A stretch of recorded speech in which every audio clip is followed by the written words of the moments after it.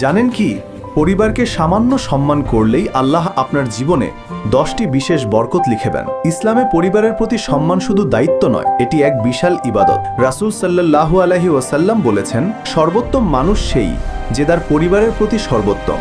অর্থাৎ আপনি বাইরে যত মহানই হন, আল্লাহ আপনার প্রকৃত মানদণ্ড দেখেন পরিবারের কাছে। পরিবারকে সম্মান করলে অন্তত 10টি উপকার আল্লাহ দান করেন। 1. ঘরের শান্তি ও ভালোবাসা বাড়ে। 2. বাবা মায়ের দোয়া রিজিক বৃদ্ধি করে। 3. ভাই বোনের মধ্যে দ্বন্দ্ব কমে। 4. আল্লাহ সন্তুষ্ট হন। 5. বিপদে আল্লাহ সহায়তা করেন। 6. সিদ্ধান্তে বরকত আসে। 7. সন্তানরা নৈতিকতায় বেড়ে ওঠে। 8. আপনাকে সবার চোখে সম্মানিত করে। 9.